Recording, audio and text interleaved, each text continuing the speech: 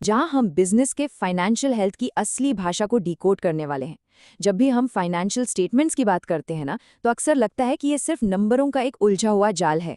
लेकिन सच तो ये है कि ये नंबर एक पूरी कहानी कहते हैं। तो आइए आज बिना किसी भारी भरकम जार्गन के इस पूरी संरचना और इसकी जमीनी हकीकत को समझते हैं। चलिए जल्दी से देख लेते हैं कि आज का हमारा रोड मैप क्या होगा। हम शुरुआत करेंगे वित्तीय रिपोर्टिंग की पूरी यात्रा से, फिर समझेंगे ट्रेडिंग और प्रॉफिट लॉस को। उसके बाद हम बैलेंस शीट पे जाएंगे, देखेंगे कि ये सारे स्टेटमेंट्स आपस में जुड़ते कैसे हैं, और अंत में इन स्टेटमेंट्स की 6 बड़ी सीमाओं यानी लिमिटेशंस पर भी नजर डालेंगे। तो चलिए अपने पहले पड़ाव से शुरू करते हैं, वित्तीय रिपोर्टिंग की यात्रा, बही खाते से लेके कहानी कहने तक। अब यहाँ एक बड़ा ही दिलचस्प सवाल सामने आता है, आखिर हम ट्रायल बैलेंस की उस लंबे से लिस्ट को किसी बिजनेस के फाइनेंशियल हेल्थ की एक सच्ची कहानी में कैसे बदलते हैं? क्योंकि सिर्फ डेबिट और क्रेडिट की एक बोरिंग लिस्ट देखकर तो किसी भी कंपनी की असली ताकत का अंदाजा नहीं लगाया जा सकता है ना। यहीं पर ये फाइनेंशियल स्टेटमेंट्स अपना असली जादू दिखाते हैं। फाइनेंशियल दुनिया के एक एक्सपर्ट का बड़ा ही शानदार कोट है, नमस्ते संख्याओं के जिज्ञासु दोस्तों। ये वो पल है जहां बही खाता रिपोर्टिंग बन जाता है। और वाकई नंबरों में दिलचस्पी रखने वालों के लिए ये किसी मैजिक मोमेंट से कम नहीं है। रोजमर्रा की वो बिखरी हुई डेटा एंट्रीज अचानक से मिलकर एक बहुत ही साफ और बड़ी तस्वीर हमारे सामने रख देती हैं। आगे बढ़ते हैं हमारे दूसरे अहम हिस्से की तरफ, ट्रेडिंग और लाभ हानि, कच्चा मसौदा और अंतिम उत्तर। सबसे पहले बात करते हैं ट्रेडिंग अकाउंट की। आसान भाषा में कहें तो ये बिजनेस का वो हिस्सा है जो सिर्फ और सिर्फ माल खरीदने और बेचने की डायरेक्ट कॉस्ट यानी प्रत्यक्ष लागत के आधार पर ग्रॉस प्रॉफिट या लॉस कैलकुलेट करता है। इसमें किराया या सैलरी जैसे खर्चे नहीं जुड़ते। इसका पूरा फोकस बस इस बात पर होता है कि आपकी खरीद बिक्री कितनी एफिशिएंट है। अब यहाँ जो सबसे दिलचस्प बात है वो है इसका गजब का संतुलन। एक तरफ हमारी सारी लागतें हैं, जैसे ओपनिंग स्टॉक, खरीदारी और डायरेक्ट खर्चे, और दूसरी तरफ है हमारी आय, यानी हमारी सेल्स और बचा हुआ क्लोजिंग स्टॉक। इन दोनों के बीच का जो गणितीय अंतर है ना, वही हमें बताता है कि बिजनेस ने असल में ग्रॉस प्रॉफिट कमाया है या फिर उसे घाटा हुआ है। इसे समझने का एक बहुत ही बढ़िया तरीका है। ट्रेडिंग अकाउंट को आप एक रफ ड्राफ्ट या कच्चे मसौदे की तरह सोचिए। ये सिर्फ सीधे खर्चों को देखकर ग्रॉस प्रॉफिट बताता है। लेकिन प्रॉफिट एंड लॉस अकाउंट हमारा फाइनल आंसर है।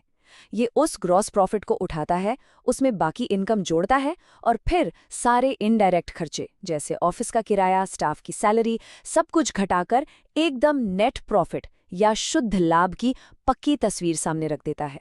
प्रॉफिट और लॉस की इस जर्नी के बाद अब हम पहुंचते हैं अपनी फाइनल मंजिल पर, बैलेंस शीट, वित्तीय स्थिति की एक झलक।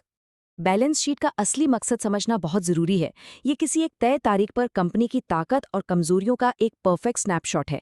इसमें वो सब कुछ शामिल होता है जिसकी कोई वैल्यू है, जिसे हम एसेट्स कहते हैं, और वो सारी देनदारियां या लायबिलिटीज जो कंपनी को चुकानी है। ध्यान दीजिएगा, ये कोई चलती हुई फिल्म नहीं है, बल्कि समय के एक फिक्स्ड पॉइंट पर खींची गई एक स्टिल फोटोग्राफ की तरह है। और इस पूरी बैलेंस शीट का जो दिल है वो है ये बेहद सिंपल सी इक्वेशन, संपत्तियां माइनस देनदारियां बराबर पूंजी। यानी एसेट्स में से लायबिलिटीज को घटा दीजिए तो जो बचता है वही बिजनेस की असली कैपिटल है।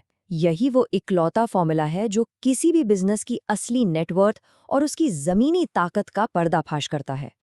अब तक हमने इन तीनों को अलग अलग देखा है, तो चलिए अब अगले हिस्से पर चलते हैं, विवरणों को जोड़ना, द वाटरफॉल इफेक्ट। आइए देखते हैं कि ये सब एक साथ मिलकर कैसे काम करते हैं। ये बिल्कुल एक वाटरफॉल यानी झरने की तरह है। सबसे पहले सबसे ऊपर ट्रेडिंग अकाउंट ग्रॉस प्रॉफिट निकालता है। फिर ये प्रॉफिट पानी की तरह बहकर नीचे प्रॉफिट एंड लॉस अकाउंट में आता है, जहां से हमें नेट प्रॉफिट मिलता है। और अंत में ये नेट प्रॉफिट बहकर बैलेंस शीट में जाता है, जहां ये सीधे मालिक की कैपिटल में जुड़कर बिजनेस की नेटवर्थ को बढ़ा देता है।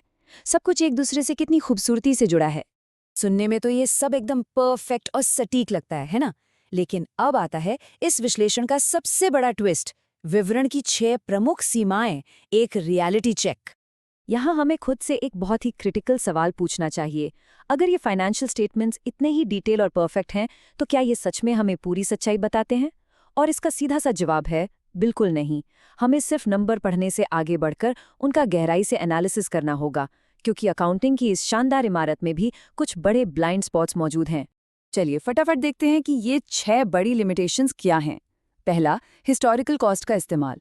दूसरा, महंगाई या इन्फ्लेशन का कोई एडजस्टमेंट न होना। तीसरा, गैर वित्तीय या नॉन फाइनेंशियल डेटा को पूरी तरह इग्नोर करना। चौथा, एसेट्स के वैल्यूएशन में मैनेजमेंट के अपने अनुमान शामिल होना। पांचवां, आंकड़ों में हेरफेर या फ्रॉड का रिस्क। और छठा, ब्रांड वैल्यू जैसी इनटेंजिबल एसेट्स का शामिल न होना। अगर कोई भी व्यक्ति इन डेटा को एनालाइज कर रहा है तो उसे इन कमियों को लेकर हमेशा अलर्ट रहना चाहिए। तो यहाँ जो सबसे क्रूशियल पॉइंट है वो ये है कि असल दुनिया में ये लिमिटेशंस दिखती कैसे हैं। सोचिए, किसी कंपनी ने 50 साल पहले कोई ज़मीन खरीदी थी। आज भी बैलेंस शीट पर उस ज़मीन की कीमत वही पुरानी वाली दर्ज होगी। लेकिन हम सब जानते हैं कि आज के मार्केट में उस ज़मीन की कीमत कई गुना ज़्यादा होगी। मतलब महंगाई के इस दौर में ये पुराने नंबर कंपनी की असली कीमत को बहुत कम करके दिखाते हैं, जो कि इन्वेस्टर के लिए काफ़ी गुमराह करने वाला हो सकता है।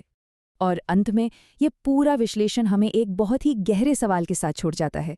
आज की इस मॉडर्न इकोनॉमी में जहां सब कुछ ब्रांड की रेपुटेशन, कस्टमर के भरोसे और एम्प्लॉयज़ के टैलेंट से चलता है, क्या हम वाकई सिर्फ उन नंबर्स पर आंख मूंद कर भरोसा कर सकते हैं जो इन अमूल्य चीज़ों को पूरी तरह अनदेखा कर देते हैं?